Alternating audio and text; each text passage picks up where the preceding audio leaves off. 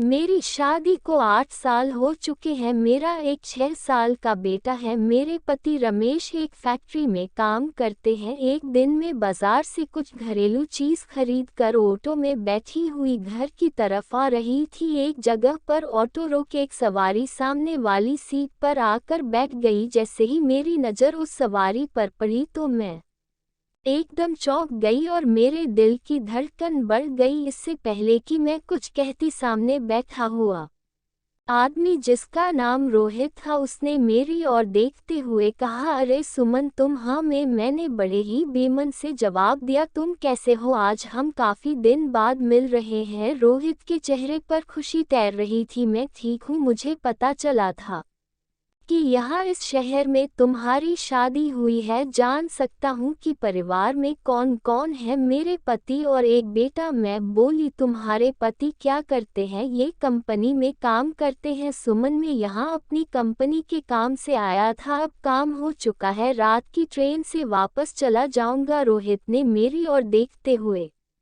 कहा, घर का पता नहीं बताओगी? क्या करोगे पता लेकर? मैं कुछ सोचते हुए बोली, कभी तुमसे मिलने आ जाऊंगा। क्या करोगे मिलकर? देखो रोहित, अब मेरी शादी हो चुकी है और मुझे उम्मीद है कि तुमने भी शादी कर ली होगी। तुम्हारे घर में भी पत्नी व बच्चे होंगे। हाँ पत्नी, एक बेटा और एक बेटी है। तुम मुझे पता बता दो।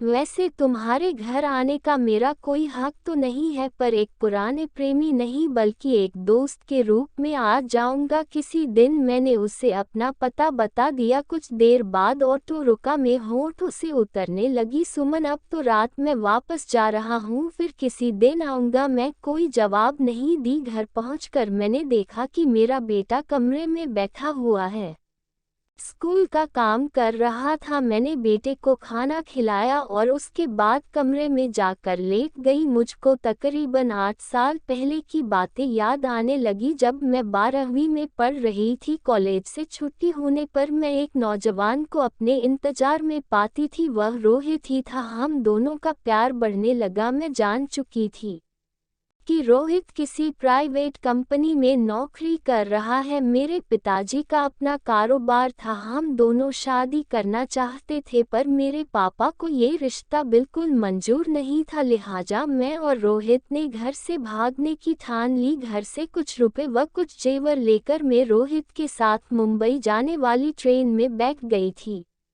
वहां पहुंचकर हम 15 दिन होटल में रहे। वहां मैंने अपना सब कुछ रोहित को सौंप दिया, लेकिन पता नहीं पुलिस को कैसे पता चल गया और हम दोनों को पकड़ लिया गया। मेरे पापा को बुलाया गया। रोहित को पुलिस ने नहीं छोड़ा। नाबालिग लड़की को भगाने के अपराध में जेल भेज दिया गया। पापा को मुझसे बहुत नफरत हो गई थी, क्योंकि मैंने कहना नहीं माना था। मैंने आगे पढ़ाई करने को कहा था, पर पापा ने मना कर दिया था और मेरी शादी करने की ठान ली थी। मेरे लिए रिश्ते ढूंढे जाने लगे। साल भर इधर उधर धक्के खाने के बाद पापा को एक रिश्ता मिल ही गया था। रमेश एक कंपनी में काम करता था। उसके माँ बाप नहीं थे, वह अकेला ही रहता था। पापा ने रमेश से जब शादी की बात की तो उसे सब सच बता दिया था। रमेश ने सब जानकर भी मना नहीं किया था। मैं शादी करके रमेश के घर आ गई थी। अब मैं एक बेटे की माँ बन गई थी। एक दिन रमेश ने कहा था, देखो सुमन, मुझे तुम्हारी पिछली जिंदगी से कोई मतलब नहीं। तुम भी वह सब भुला दो। इस घर में आने का मतलब है कि अब तुम्हें एक नई जिंदगी शुरू करनी है। जी हाँ, मैं ऐसा ही करूँगी। मैं रमेश को पति के रूप में पाकर खुश थी और उसने भी कभी शिकायत का मौका नहीं दिया था। पापा मम्मी भी अपना गुस्सा भूलकर अब मुझसे मिलने आने लगे थे। आज दोपहर मेरी अचानक रोहित से मुलाकात हो गई। मुझे रोहित को घर का पता नहीं देना चाहिए था। मेरे दिल में एक अनजाना संदर्भ बैठने लगा। मैं आंखें बंद किए चुपचाप लेटी रही। अगले दिन सुबह के तकरीबन 10 बजे रमेश के जाने के बाद मैं रसोई में खाना तैयार कर रही थी। तभी कॉल बेल बजती है। मैंने दरवाज़ा खोला तो सामने रोहित खड़ा था। तो मेरे मुंह से अचानक ही निकला, तुम तो कह रहे थे कि मैं रात की गाड़ी से जा रहा हूँ।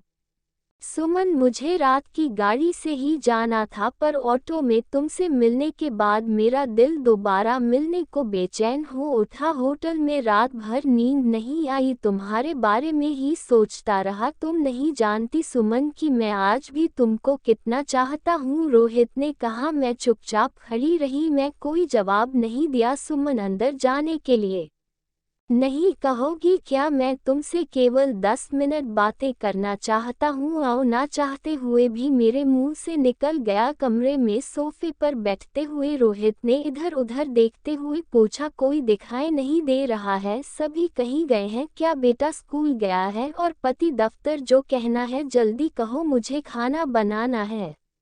सुमन, तुम अब पहले से भी ज्यादा खूबसूरत हो गई हो, दिल करता है कि तुम्हें देखता ही रहूं। क्या तुम्हें मुंबई के होटल के उस कमरे की याद आती है जहां हमने रातें गुजारी थी? क्या यही कहने के लिए तुम यहाँ आए हो? अचानक रोहित ने मेरा हाथ पकड़ मुझको अपनी बाहों में खींच लिया और मेरे गालों को चूमने लगा। मैं उसको झिझक कर उसे दूर जाकर खड़ी हुई और गुस्से में उससे कहा, तुम फौरन यहाँ से निकल जाओ, मैं तमाशा नहीं करना चाहती। तब रोहित ने गुस्से में कहा, मैं तुम्हारे पति को सब बता दूंगा। तुम उन्हें क्या बताओगे? मैं घबरा कर पूछा। मैं रमेश से कहूँगा कि मुंबई में मैं अकेला नहीं था, मेरे 2 दोस्त और भी थे जिनके साथ सुमन ने खूब मस्ती की थी। झूठ, बिल्कुल झूठ, मैं गुस्से से चीखी। या झूठ है, पर इसे मैं और तुम ही तो जानते हैं। तुम्हारा पति तो सुनते ही एकदम यकीन कर लेगा, रोहित ने मेरी ओर देखते हुए कहा। मैंने हाथ जोड़कर पूछा, तुम आखिर की चाहते क्या हो? मैं चाहता हूँ कि आज मैं तुम्हारे साथ वही करना चाहता हूँ जो हमारे बीच होटल में हुआ था। नहीं रोहित, अब मैं वह नहीं करूंगी। अब मैं अपनी जिंदगी में जहर नहीं घोलूंगी। रमेश मुझ पर बहुत विश्वास करते हैं, मैं उनसे विश्वासघात नहीं करूंगी। मैं रोहित से घूरते हुए कहा, तो ठीक है सुमन, मैं रमेश से मिलने जा रहा हूँ दफ्तर। रमेश ने कहा, दफ्तर जाने की जरूरत नहीं है, मैं यहीं आ गया हूँ। रमेश की आवाज़ सुनाई पड़ी, ये देख। मैं और रोहित बुरी तरह चौंक उठे, मेरे चेहरे का रंग एकदम पीला पड़ गया। यहाँ क्यों आया है? रमेश ने रोहित को घूरते हुए पूछा। तुझे इस घर का पता किसने दिया? सुमन ने, कल यह मुझे बाजार में मिली थी, रोहित बोला। मैंने घबराते हुए रमेश को पूरी बात बता दी। अब तुझे सुमन ने पता क्यों इसलिए दिया था कि तू घर आए और उसे ब्लैकमेल करे। मैंने तुम दोनों की बातें सुन ली है, अब तू यहाँ से दफा हो जा। फिर कभी इस घर में आने की कोशिश की तो पुलिस के हवाले कर दूंगा। रमेश ने रोहित की और नफरत से देखते हुए गुस्साई आवाज में कहा। रोहित चुपचाप घर से निकल गया। मुझको रुलाए आ गई। मैं सीसकते हुए बोली, मुझे माफ कर दो, मुझसे बहुत बड़ी भूल हो गई जो मैंने रोहित को घर का पता दे दिया था। ये तुम्हारी जिंदगी की दूसरी भूल है जो तुमने अपने दुश्मन को घर में आने दिया। रोहित तुम्हारा प्रेमी नहीं बल्कि दुश्मन था। सच्ची प्रेमी कभी भी अपनी प्रेमिका को घर से रुपए गहने वगैरह लेकर भागने को नहीं कहता। मेरी आंखों से आंसू बनाते रहे। रमेश ने मेरे चेहरे से आंसू पोंछते हुए कहा, सुमन मुझे तुम पर बहुत विश्वास था, पर आज की बातें सुनकर यह विश्वास और बढ़ गया है। मैं अपने आंसू पोंछते हुए रमेश के गले लग गई। और दोस्तों, कहानी कैसी लगी कमेंट में बताएं। हमारे चैनल को लाइक करें और शेयर करें।